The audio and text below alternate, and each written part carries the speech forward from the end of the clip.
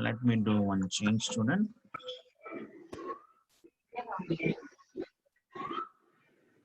Find out those covariant culture. Students, I request to mute your mic.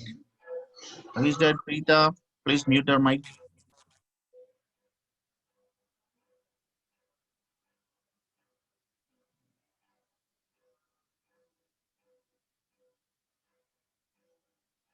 No, fine. Let me wait for participants, other participants.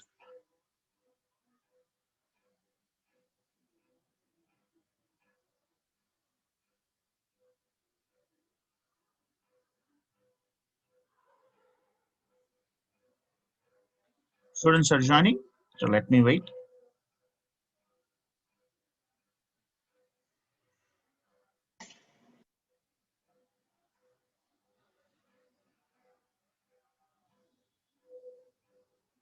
Well, let me do one small drawing.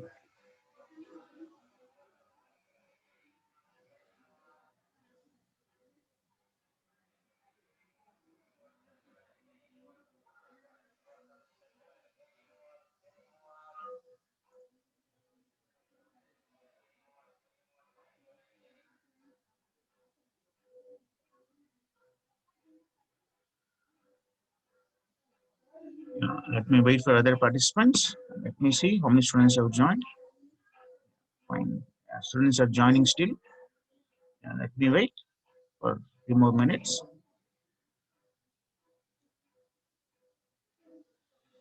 Okay, fine, students. So let me start. So I'm going to discuss something important. So I want other students to join.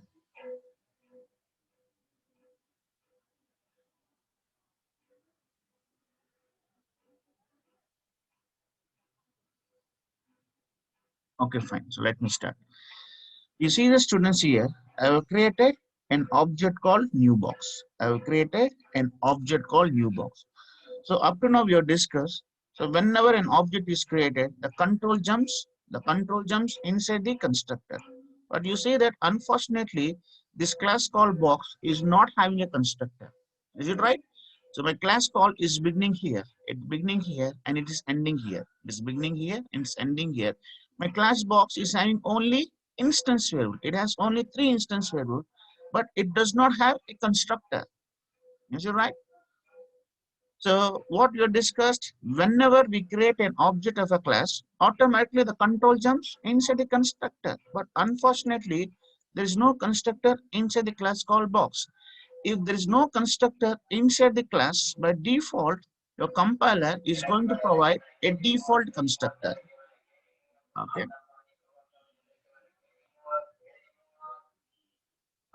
1 second, students. Some noise is coming outside. Okay, fine. I hope you understood, right? See, whenever we create an object of a class, automatically the control jumps inside the constructor, but inside the class called box, there is no constructor. If there is no constructor inside your class, by default, your compiler is going to provide a default constructor. And what this default constructor does, this default constructor will assign the values 0 to your instance variable. This default constructor will assign values 0 to your instance variable. This is very, very important. You need to know. Okay. If there is no constructor inside your class call box, by default, your Java compiler is going to provide a default constructor. And what this default constructor does, this default constructor is going to assign the value 0 to your instance variable. Okay, that's what it's going to do. That's what I would like to say here, students. I hope you understood this, right? And let me clear my drawings. There's one thing which I would like to highlight. And one more thing. Let me write a constructor here. Let me write a constructor here.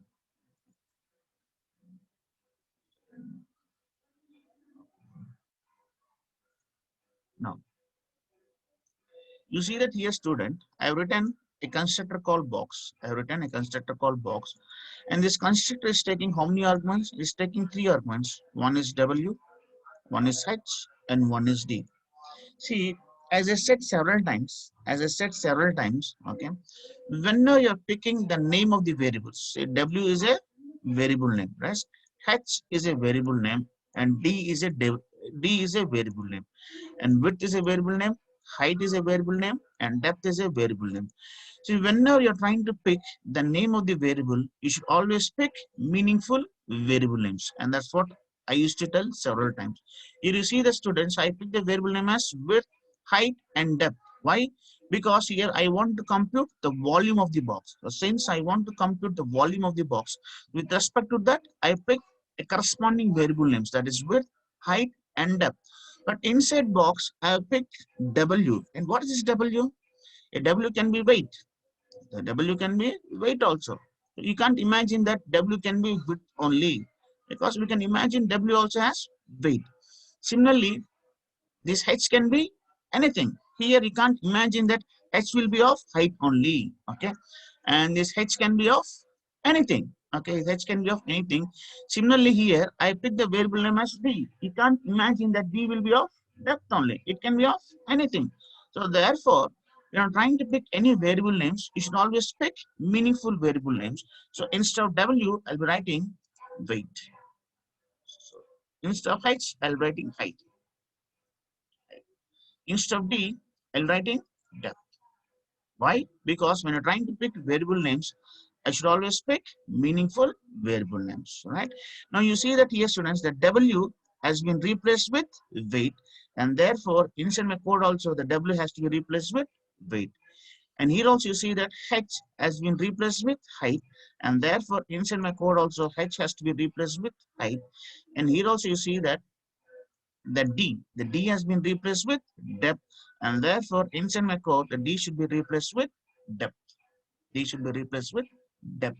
Now, now here the most important thing here you need to understand, okay, okay, the variables width, height, and depth, we call this as local variables. We call this as local. We call this as local variables. You should know the terminologies, okay? Variables. Why we call this local variables? Because the scope of these variables, that is the scope means the visibility, the variables width, height, and depth will be visible within this opening floor base and closing floor. Please mute your mic. I know someone is making noise. Please mute your mic. Yeah. I repeat, width, height, and depth, we call it as local variables. Why we call this as local variables? Because the scope or visibility of this variable is within this opening floor base and closing floor base. So once I come out of this closing floor base, I can't see these three variables, that is width, height, and depth. And that's why we call this width, height, and depth as local variables. Local variables. And I think you know this. What is the name of this variable, students? What is the name of these variables? What's the name of these variables? Why you're not answering? Instance variables. Very good. We call this as instance variables. We call this as instance. We call this as instance variables. We call this as instance variables. We call this as instance variables. Now here the most important thing you need to observe, okay? You see the students, the name of the local variables. The name, what is the name of the local variable? Weight, height, and depth. The name of the local variable is same as the name of my instance variables, that is width, height, and depth. You notice? The name of the local variable is same as the name of the instance variables. So that's why here you written width equal to width, height equal to height, and depth equal to depth. Right? Is it right, students? Now, this very thing, one important thing you need to know here is, and let me type here. Let me type here. Okay. Yeah. Let me type. When local variables is having the same name as instance as instance variable, then local variable hides the instance.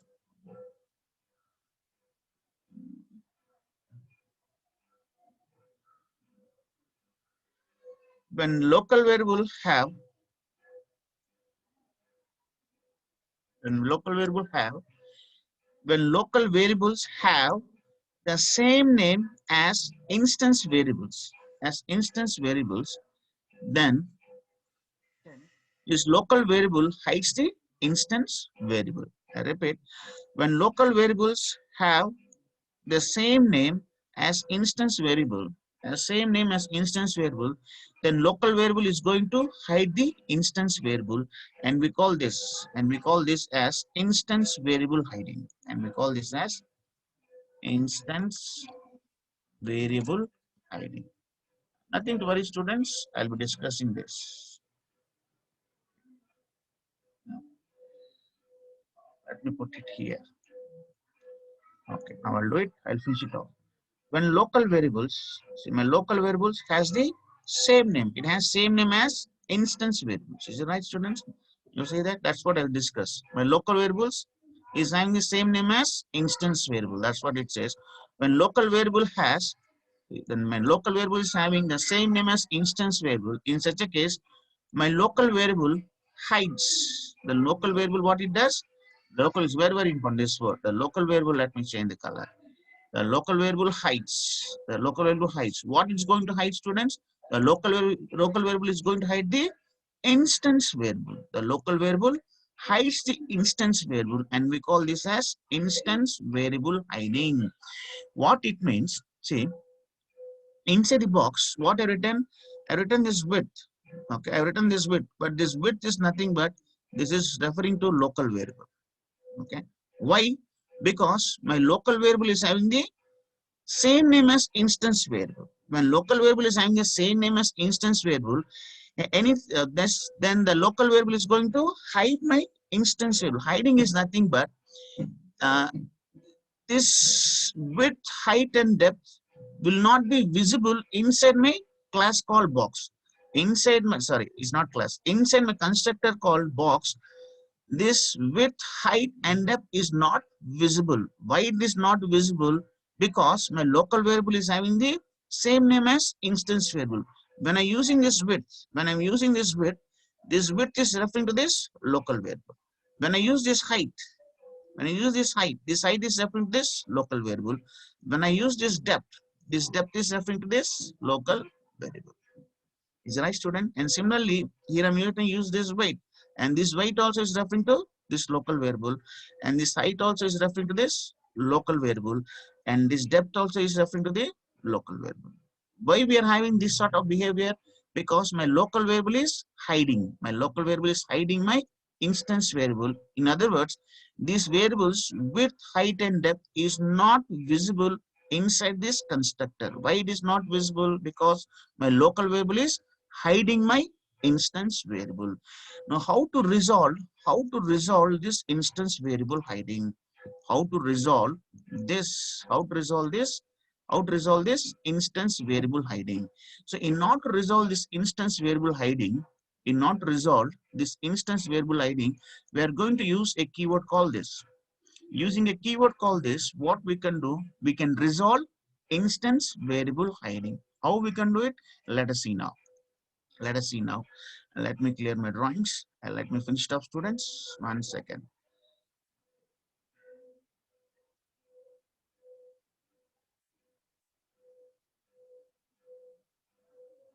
This instance variable hiding can be resolved. Okay, this instance variable hiding, it can be resolved. How it can be resolved?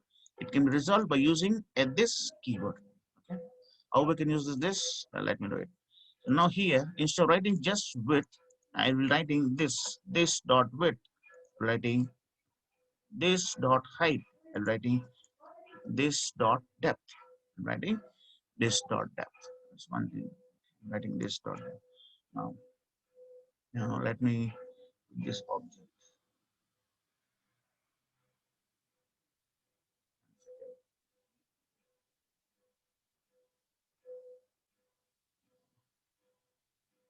1 second, students. Let me adjust. Yeah, fine. Yeah. Now let us assume, let me write here on it. Let us assume that I've created an object. Let me create an object that is new box.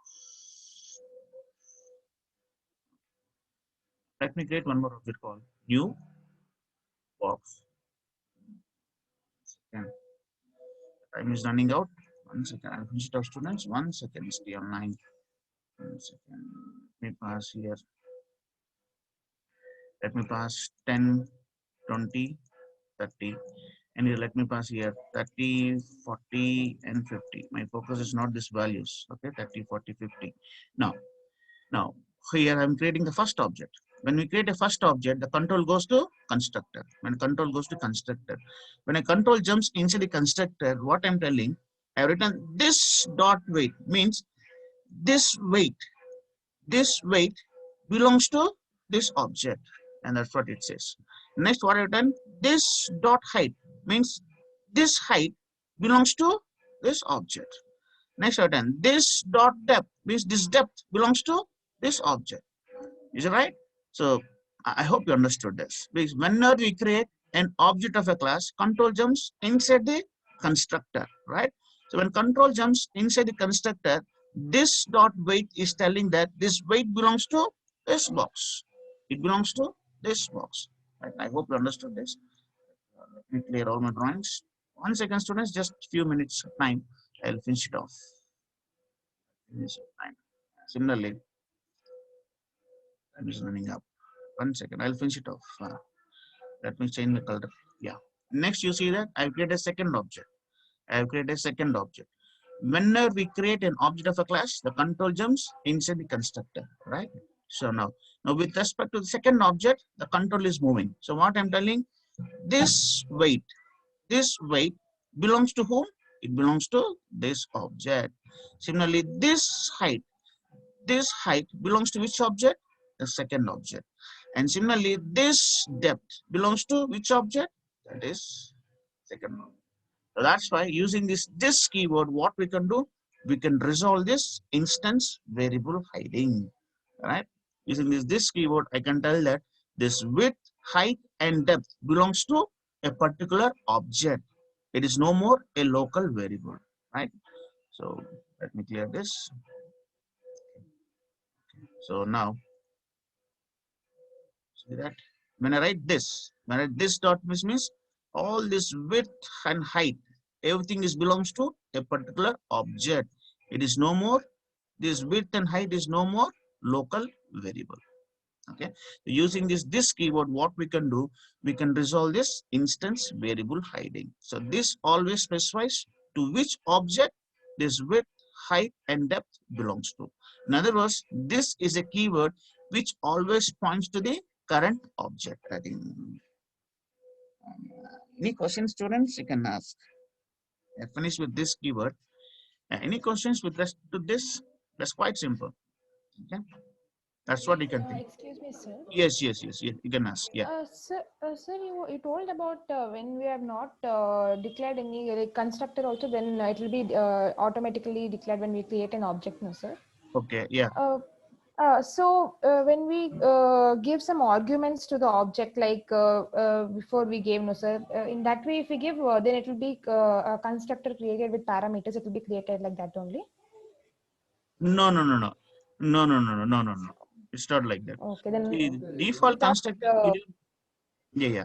No, parameter does not, no, parameters will not be present for default constructor. And that's what I said. See, they have not mentioned how this default constructor will be written. So that's why what I said, when there is no constructor inside the class, the values of the instance variable will be set to 0. That's all.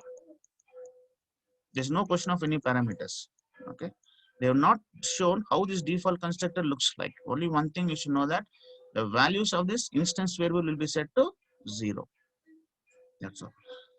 And now one more thing. See, now here what I have done, I have written this parameterized constructor, right? When I write a parameterized constructor, this parameterized constructor is going to override this default constructor. So when you write parameterized constructor, then default constructor will not be present. For example, Let me clear the drawings, everything. One second, one second. Let me clear all my drawings. Now, see, let us assume that, uh, one second, let me remove this marker. Let me try to answer your question. See, let me try to create an object. New box. Okay, now my constructor is taking how many arguments? 3 arguments. 10, 20, and 30. Okay, let me create one object. And let me create one more object, new box. Okay. Now, what I said, when we create an object of a class, the control jumps inside the constructor. Now, at the time of creating an object, how many arguments I passed? I passed 3 arguments. So now inside my class call box, I need to find a constructor which is taking 3 arguments. I have a constructor? Yes, I have a constructor. That's fine. This is fine. It's taking 3 arguments. That is fine. So this is correct. In the second case, as you notice, when I'm trying to create an object, this object is not taking any arguments. If this object is not taking any arguments, inside my class, I need to find a constructor which is taking 0 arguments. Is there any constructor which is taking 0 arguments? No, there is no constructor. Since there is no constructor, and this statement throws an error. This statement throws an error. Why? Because there is no constructor which is taking 0 arguments. See, when you write your own constructor, then my Java compiler does not provide this default constructor. When I write my own constructor, my Java compiler does not provide the default constructor. But when you see the next case, let me clear my drawings. Let me put the next case and let me remove this. Let me remove this statement. Okay. Now I have created an object of a class called box. I have created an object of a class called box. When you create an object of a class called box, right? And inside my class, there is no constructor. And since there is no constructor inside my class called box, it is going to provide a default constructor. It's going to provide a default constructor. The most important, this default constructor works only for these 0 arguments. It works only for 0 arguments. It works only for 0 arguments. Okay. So now what's going to happen? This statement is not an error. This statement is a valid statement. Why it's a valid statement? Because my Java compiler is going to provide a default constructor. It's going to provide a default constructor. And what this default constructor does, it's going to set the values of my instance variable to 0, 0, 0. And that's one thing. Now, you may say that's the question of, if I'm passing 10, 20, 30. 10, 20, 30. Let us assume I pass 3 arguments. If you're passing these 3 arguments, then this default constructor does not work. Default constructor does not work. Default constructor does not work. Default constructor works only for 0 arguments. It works only for 0 arguments. You see that here, students, I passed 3 arguments. When you're trying to pass 3 arguments, it is mandatory that inside your class, you need to write a constructor which is taking 3 arguments. That's very, very important. And I hope I answered your question, Padmaja. Yes, sir. Yes, sir. Understood. It's mandate. Okay, this is work. So now it is mandated that you need to write a constructor. It's actually I removed this. One second. I have a code here. No, I removed this. I hope you understood. Right? Just now written a. Let's write a constructor which is taking 3 arguments. That's all. It works only for 0 arguments. If they are not passing any arguments, then this default constructor works. But if you pass an arguments, then default constructor does not work. Yeah, fine. I hope I answered your question. Yes, students, any other questions you can ask. Otherwise, you can leave the session and you can join the next class. And that's all for today's class. That's a good question, Padmaja. That's a good question. Yeah. Yes, students.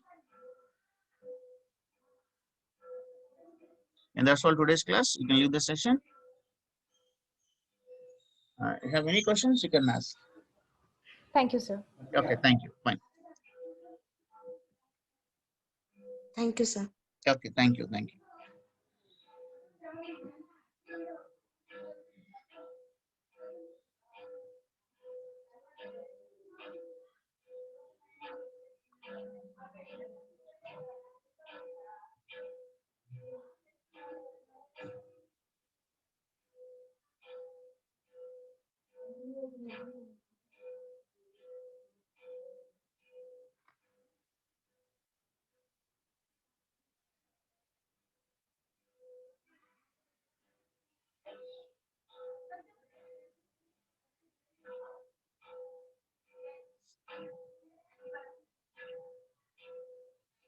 Okay, students, and that's all for today's class. Have a nice day.